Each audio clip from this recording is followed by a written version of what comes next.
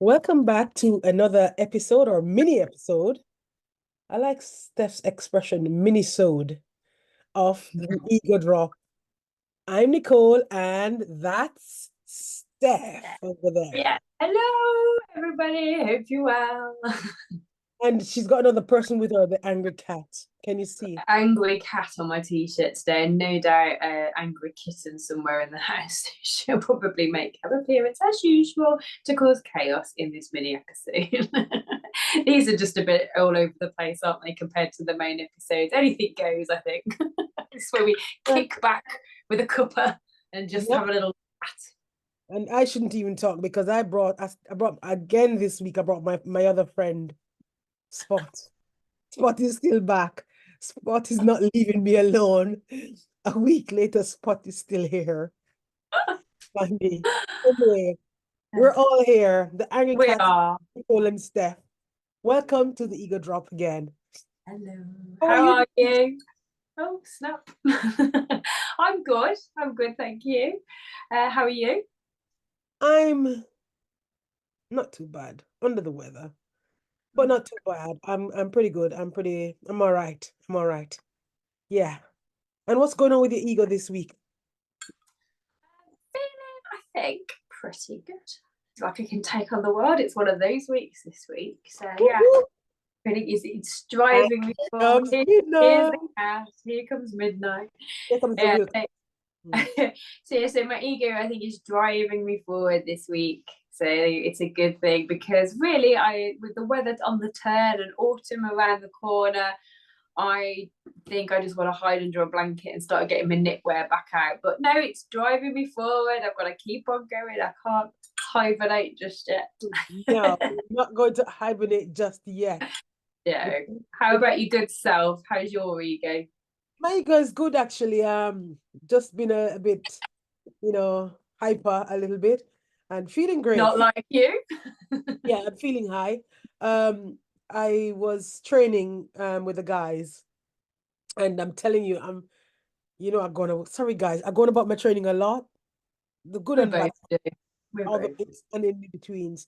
So basically, we've gone on a run, and we've been doing this. I've gone back now properly boxing, especially since July, 1st of July. I'm in there and I haven't stopped.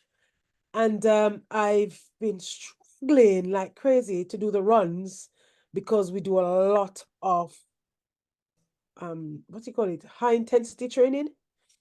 So there we are. We run a block each time. So we have one short-ish block and then we got a bigger, a longer block. So we go around and I'm always the one at the back going Oh, struggling. Girl, and I'm always stopping. And I hate running, but I used to run just for the sake of trying to get fit. I was going with the guys. I was running, what? Yeah.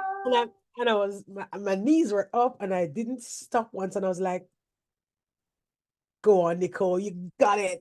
That's So really my good. ego was like, when I finished, I was like, "Feeling quite egotistical today." Actually, I was thinking. Then I was See, like, I'm the polar opposite to you because I love running, always have loved running. I'd probably bored people by telling you that I've got an injury at the minute, but um, I have been advised by my PT to do more weight. So I've been doing leg days and arm days, the sort of stuff you watch on the social medias because I don't do any of that. I get out, put my trainers on, don't even warm up, and I just run. And shock horror, I've got an injury. And so, all the advice that that I've been given about warming up, cooling down, I haven't heeded, and here I am suffering for it. So I've had to, I guess, overcome my ego because to me, working out or going to the gym means that you are red faced, you are sweating, you've got to look and feel like you've had a workout. That's always been how I've approached exercise. And obviously, when you're doing weights, yes, you might get the strain of the weights, but you yeah. don't necessarily come out as hot and sweaty as if you'd run Really? 5 miles. Wow, you probably do because you box and that's a little bit different. But if you're just sort of using the machines and stuff, for me, I don't, I can feel it and I can feel it in my arms today, but I don't come out the colour I am if I've been on a big run. And so I've had to kind of get used to that sort of switch and realize that actually you're still doing well, especially as you're getting older. You've got to do more weights to, and sort of improve your muscle and all the rest of it. Your bones, your strength, your bones. Yeah, exactly. So improve your core so you don't have those falls in old age and all that kind of stuff. So I've had to sort of swallow my ego down and accept, yes, age means that I can't just stick my trainers on and run anymore. And I have to listen to the advice, because do you know what? Some people know what they're talking about. Not everybody, however. And there's been some high profile bits in the news recently about nutritional experts and podcasters and say no more. But yes. Sorry, I know you probably think that you're boring people about it, but what's the nature of your injury? I've got a hip injury. So boring story, but I have a dual gait. So my right leg goes down pretty much spot on where it ought to. Oh gosh, sorry, the kitten's just knocking something over. So my right leg goes down pretty much straight. It's like 0.2% out. My left foot, when it goes down, it rolls inward 8%. And they only allow 2%. So I got some, and so I was feeling that across my left foot. So every time my foot rolled in, I could feel it across the ball of my foot. And my right hip was overcompensating as I ran, sort of going in this motion to anyone watching on YouTube. So I got I got my gait done, and I got some proper trainers that provide like a cage around your foot so it stops it from rolling in. But what I did was, instead of going on a light run to get used to the trainers, because my body's been running in that way for quite some time, I ran 6 miles straight away and jarred my hip, because it was like, what the hell are you doing? This isn't how we run. And it has taken me so far about 5 weeks to recover. Now, I have started on the treadmill this week, just very, very lightly jogging. And it's been okay. It's not perfect. It's been okay. But my PT has said, let's hold back a bit and do a bit more strengthening before we go back running. So a bit annoyed, because I should have done a half marathon this month, and I've got another one booked in about 3 weeks' time, which is looking unlikely. So I'm a bit gutted, because that's what my whole fitness thing was geared towards. But again, let go of the ego. It's not about the accolades or the medals. It's about health and fitness. And the other good thing was I had a health, one of those old lady health assessments that the GPs call you in for, and I had one of those last week, and actually all the health and fitness has paid off, because they've said over the next 10 years, obviously they can't give you any promises, but according to my results, it looks like I've got a very low risk of heart attack or stroke. So yes, I can't run a half marathon, but I'm not about to pop me clunk. So good in the hood. But that's wonderful, though. You know what I mean? But the thing is, as well, one of the things you could see about the setback, it could be setting you back for a reason. Because imagine you had gone out there, didn't have your trainers and everything adjusted. You gone out there and just done your usual half marathons that you've signed up for. Just imagine, things could turn out worse. So, well, I wouldn't have been able to do it, frankly. That's why I had to go and get my gait done. I couldn't cope with the pain in my hip and the pain on the foot. It was twofold at that point. So I wouldn't have been able to run any further anyway. So, but yeah, you're quite right. If I didn't have the proper trainers, then it would have been even worse. But hey ho, never mind. But I guess. So there you go. You've had to step back and suck it up. Exactly.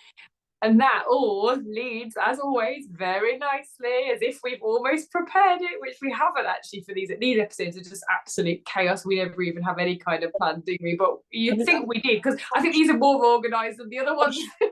I'm sure probably people thinking, if it was organised and it's that messy, then boy. So it was organised, locking the animals out for starters, because then it cause chaos in every episode. But yeah, this quick leads very nicely, shoehorning our way in to last week's episode, where we heard from Leanne on fitness. Yep, that's it. Yeah, absolutely. I was going to put my arms up, but then I'm like, nope, not doing it, Steph. It's not going to catch me up this time. I'm going to just You know my silliness. Sorry, go on. But I think I really enjoyed that episode. I think because, as it's probably clear to everybody, I think we're quite into our health and fitness. By all means, I'm no athlete, as you can No, probably just trying, tell. just trying. We try. So I'm genuinely interested, and it was nice to hear such honesty, such brutal honesty about her Yeah, own journey, because I definitely. think a lot of PTs are still trying to hold that perfect ripped ab pictures as being like the thing you ought to aspire to, whereas she sort of says, actually, that's really not maintainable if you want to lead a normal life where you actually get to eat food and enjoy life and spend time with your partner and all that sort of stuff. So that was really refreshing. Mm. Because you know what? Because my trainer actually, well, the guy that used to train me, I'm not with him anymore. We're still, he does my cupping. He does my cupping. He still does my cupping. Mm. But he was my personal trainer up until about, well, April of last year, 23, yeah.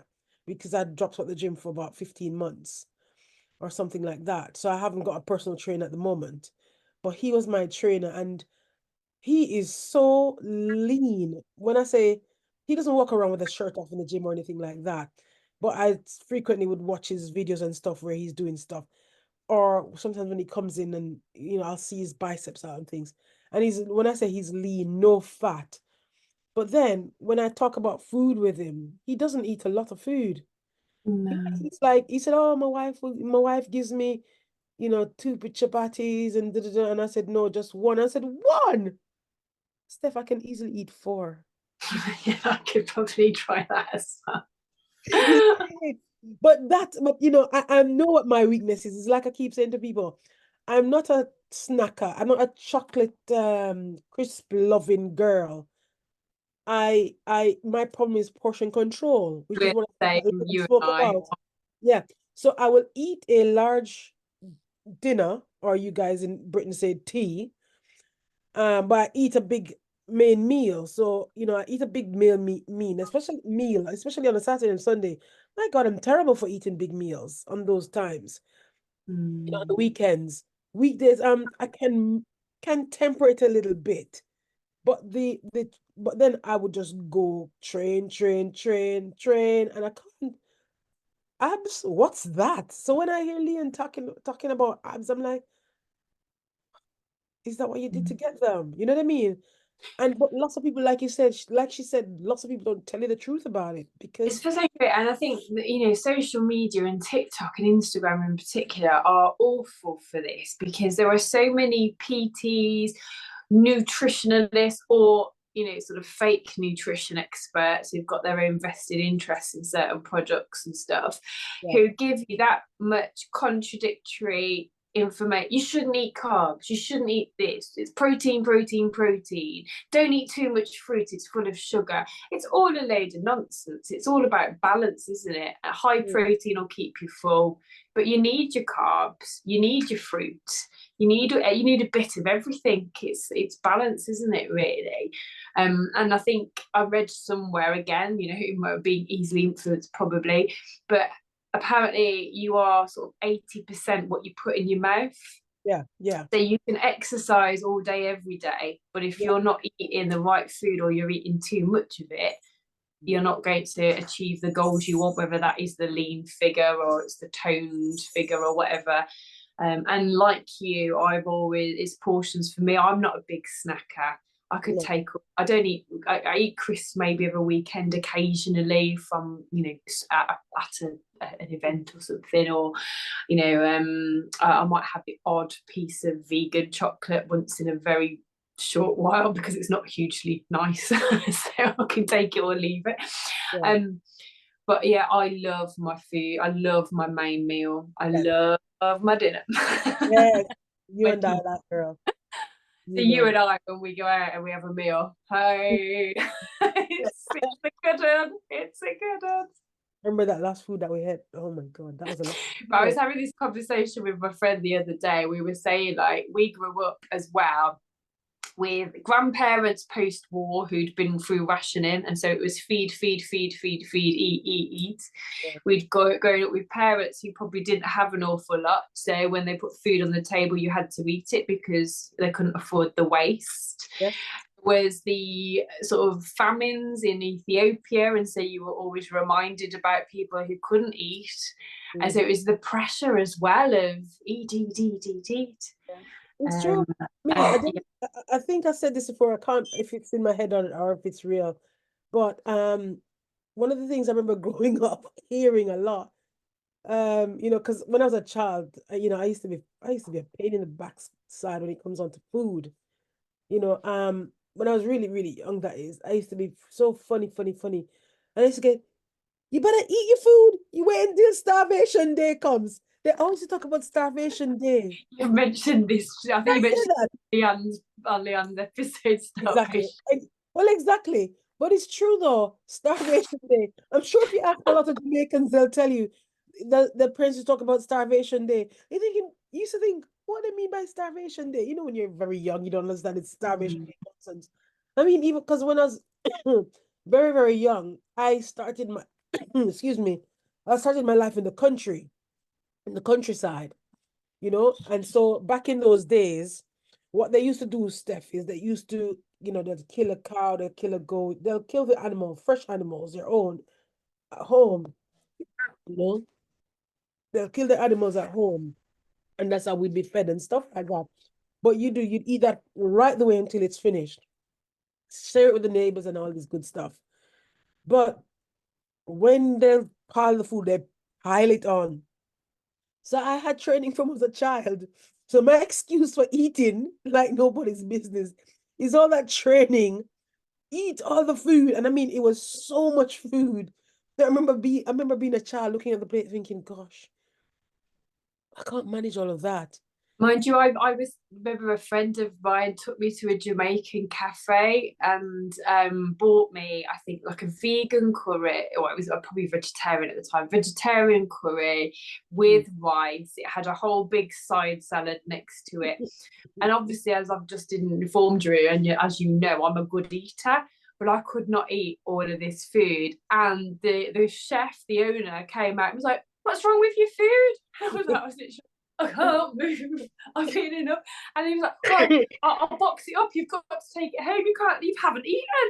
I've had enough for 3 people, but it wasn't enough." So is that quite a thing? Is that you have to eat a lot? Listen, in our culture, in our from our people, it's all about food. It's all about eating. So yeah, so to answer your question, yes, Steph, food is just a thing. And to be honest with you, in our culture, food is a way of, people show love with food. Their kindness, it's food. In our country, people share, especially in the countryside. You're hungry, someone will share. You know what I mean? So that is how I grew up, with just loving the big foods, the main meals, just eating so much. In fact, out there, we're so big on food. Eat breakfast before you go to school.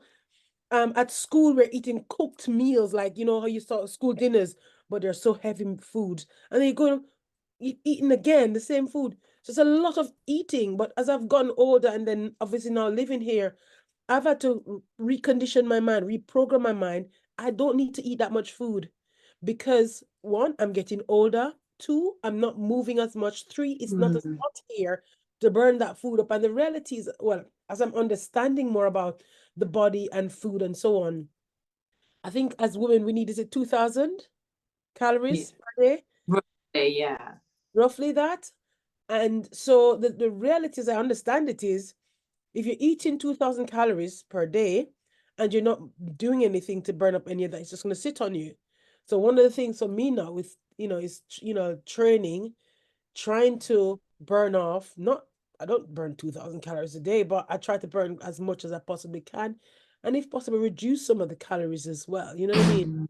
But it's a lot of work that's required, I think, to achieve that. And it's just nice to have heard from people like Leanne to get us to understand the realities of, eating, training, and expectations. You know what I mean? Yeah, and The thing. leaving the scales behind, Oh yeah, because they on a Monday they could give you one way, on a Wednesday it could be totally different, and it's all dependent on water, on hormones, yeah, a whole range of different things, and you think you haven't lost any weight when you've been trying to, but really your body's just holding on to water and all that sort of stuff. I think it was so like healthy to hear those sorts of comments.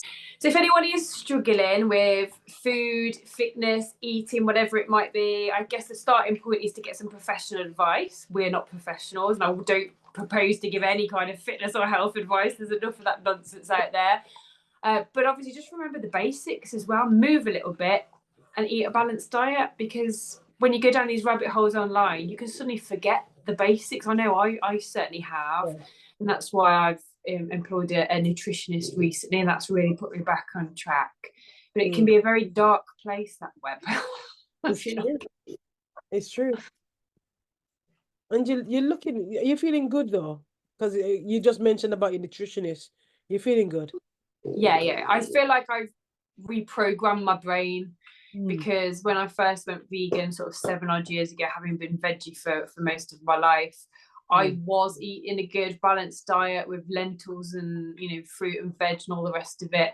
And then somewhere along the line, processed food sort of crept in, because when you eat out or when you're trying to eat quickly as a vegan, a lot of it is processed. Yeah. And then, I've always been a fan of bread, so lots and lots of bread as well snuck in. And then over time, you kind of think, well, I haven't got time to soak my lentils overnight and cook a meal the next day. And you got a forward plan.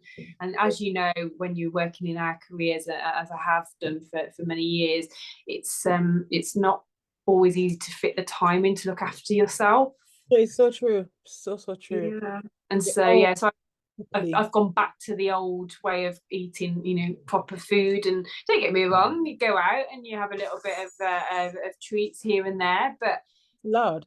But that's 80% why. on plan, just like Leanne said, 80% on plan, 20% enjoy yourself with friends and family. Yeah. I've been keeping an eye on her little her little sound bites online. Yeah, they're great, aren't they? It just keeps you focused, I think. Yeah. It's just sometimes it's almost like, not saying that's not my issue, but you open the cupboard to eat that chocolate, and just as you open the cupboard to eat the chocolate, someone goes, "Are you sure you need that chocolate?" So Yeah. her little sound bites is like that for me. It just reminds you of don't be hard on yourself on this.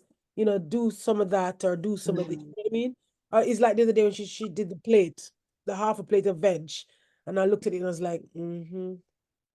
She's a very good personal trainer. I have used her in the past. Yeah. The only reason I haven't used her this year is because I needed a nutritionist, like a qualified one for my purposes. But yeah, really, really good. Really shout it from the rooftops, definitely. I think that's one of the things I've missed for years as well, to be honest with you.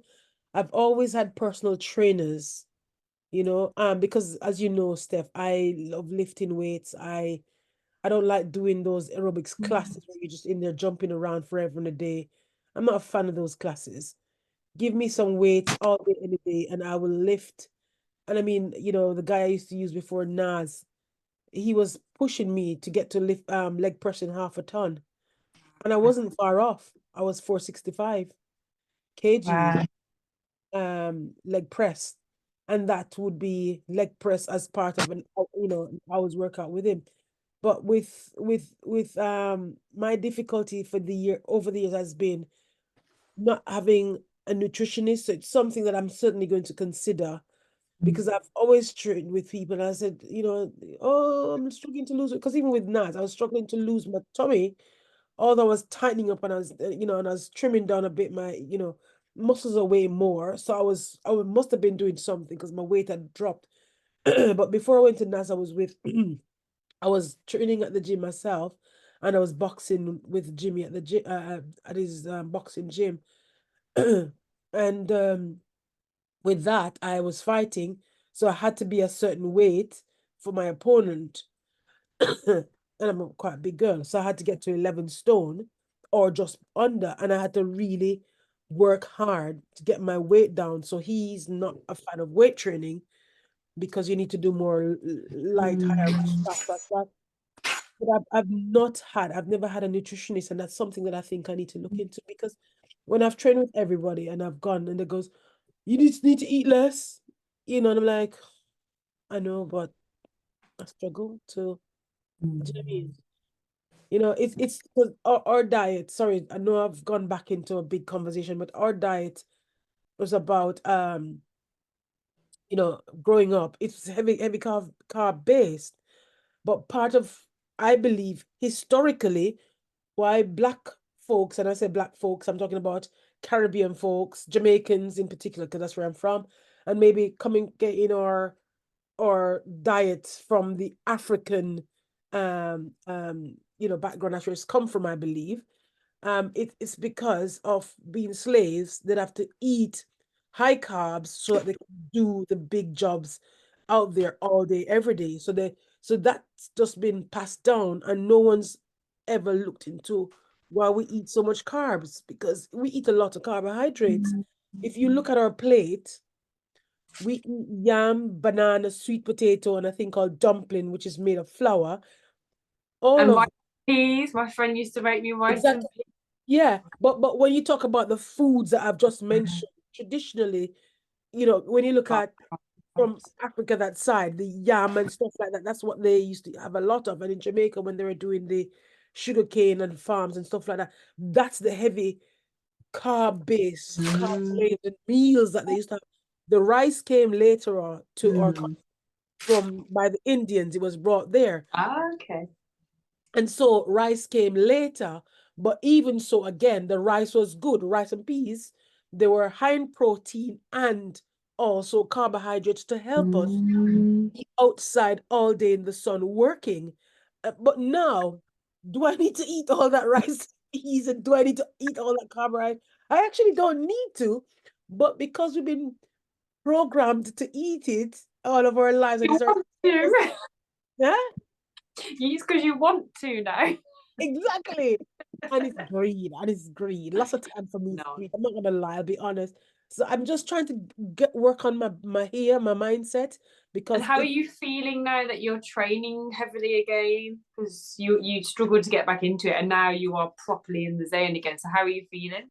now that I'm properly in the zone, well, ish, in the sense that I'm I'm at the gym boxing 3 days a week. But I haven't managed to be as committed to I'm at the boxing gym 3 days a week. The other 3 days I'm supposed to be at my gym, just training on my own, weight training and stuff. I haven't quite gotten my teeth back into weight training like that as yet. I'm there, and I'll get on the bicycle myself, the spin bike, not the other little funny ones. I get on proper spin bikes. I'll spin for 40 minutes, and I'll stand and ride for about, 20, 30 minutes. And I'll put some tension on because I want to burn. So I'm coming off of it soaking wet of the bike. So I'm at the minute, I'm not really weight training. I'm just trying to burn. I'm trying to build up my stamina. I'm trying to get my heart pumping more. I'm doing quite a bit of stuff just to kind of get myself moving, so that I can feel, you know what I mean, agile within my body, and also have the endurance to move. Because once I feel that burst and energized, then I know that it becomes more enjoyable. I might even get to the stage where I said, you know what, Steph, guess what I did today? Guess what Nicole's doing? I go, I'm running. Oh, And can't they wait. We'll one have to day go said, for a I wonder run. what Nicole's doing. And I said, I'm running, girl. Excellent. But Excellent. I'm trying to work my way back into just doing all the things that I enjoy doing. And it is a lot, Steph, to be honest with you. And I'm sure you know it as a mother and as a still practicing lawyer and a lecturer. Life has a lot that is throwing at us all the Yeah. time. It's a lot that's required of us, and we just have to keep on pushing and keep on pushing, because otherwise, if we don't, I think we'll just find ourselves in a position where one day we're just not oh, this is wrong with me and that is wrong with me. You can't. And so for me, I just want to get the energy and the momentum back that I had before, that I can do all the things that I enjoy doing Good. in terms of my fitness and my regime, my meditation regime, start going back to the Buddhist center on a regular basis as well, because all those things come together. Body, mind, Yeah, soul, all exactly. All a part of the well-being, all a part of the healing and your health and fitness, everything. It's just they're like head and part of body. the healthy ego. Yeah, Part of the healthy ego. And yeah. we want to hear your stories about your fitness and health journey, how you cultivate that healthy ego as well. So Better still, please, yeah. If I can jump in there, Steph, and say this, tell us how how you manage your physical fitness. What things do you do on a regular or daily basis? Or even if they're irregular, even if they're sporadic, tell us about it. yeah, Tell us what things you do, what things you enjoy doing, or what things you hate doing. yeah, Let's talk about it. that could be an episode I could get on board with. I've got a long list of exercises I hate doing. So please, guys, ladies, gents, whomever is out there watching, like, comment, subscribe, and share. Give us your thoughts, your views on the topics we've discussed today and previous topics. And also, don't forget to inbox us. We will keep your details confidential. Read out whatever it is that you may have shared with us. If you wish for a shout out, yeah, of course, we'll happily shout you out too. But please also engage in the chat section, and we always try to respond to every comment that's placed there. But don't forget to check us out on all socials: TikTok, Instagram, even the good old Facebook, still there. We're there too. X, we're everywhere that you can find us. And don't forget, we're at theegodrop@gmail.com. Thank you. See you next time. Bye. Bye.